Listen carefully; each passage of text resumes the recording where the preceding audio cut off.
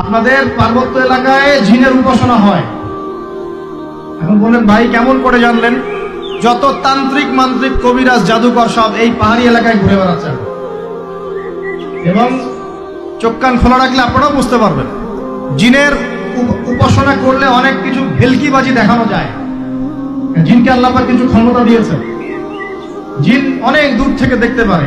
মনে করেন যে কেউ একজন এখানে বসে আছে, সে দাবি করছে যে সে অলৌকিক ক্ষমতার অধিকারী, অথচ ওর কাছে জিন আছে। কি আছে? জিন। এখন আপনি শুনেছেন যে অমুক জায়গায় অমুক বাবা আছে, সে অনেক বড় ক্ষমতার অধিকারী, যাই দেখি ওনার কি ক্ষমতা। এখন আপনি রাস্তায় আসছেন, তার সেই জিন তো আগেই দেখতে পাচ্ছে আপনি আসছেন দূর থেকে, সে আগে খবর দিল আসতেছে মক্কেল, ওই যে মক্কেল আসতেছে। এখন সে বলল যে ওই ব্যক্তির সাথে যে জিন আছে ওর সাথে কানেকশন করো। সবার সাথে একটা জিন আছে না? আছে কি না? একটা করে জিন শয়তান আছে না সবার সাথে? দুইজন ফেরেশতা একজন জিন সবার সাথেই আছে। আছে কি না? আপনার জিন জানে আপনার সাথে অতীতে কি হয়েছিল? জানে তো। আপনার জিন আপনার সাথে আছে না শুরু থেকে? তাহলে আপনি 1 মাস আগে কি করেছেন আপনার জিন তো জানে। ও ভবিষ্যৎ জানে না কিন্তু অতীত তো জানে। ও তো ভবিষ্যৎ জানে না কিন্তু অতীতে আপনি কি করেছেন ও তো জানে না?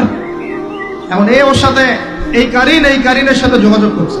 ওকে বলছে এই তো 1 মাস আগে অমুক মেয়ের পিছনে দৌড়াইছিল, 1 মাস আগে অমুক একটা মেয়ের পিছনে দৌড়াইছে, ওই মেয়েকে পাওয়ার খুব চেষ্টা করছে, কিন্তু 1 মাস আগে ব্যবসায়ী কাজ করছে, কিন্তু 1 মাস আগে ওই কাজ করছে। এখন আপনি হেঁটে হেঁটে আসলেন, এদিকে খবর পাস করা শেষ, এসে বললেন বাবা আপনার কি ক্ষমতা, আমি আপনার ক্ষমতার নিদর্শন দেখতে চাই।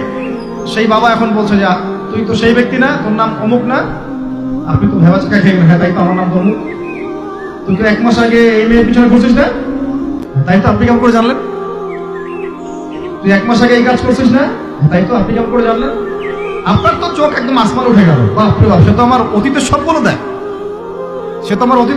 দেয়, তুই অমুক জায়গায় এটা পাপটা করছিস না, তুই এই জায়গায় ওটা লুকায় রাখছিস না, ব্যাস আপনার মাথা খারাপ।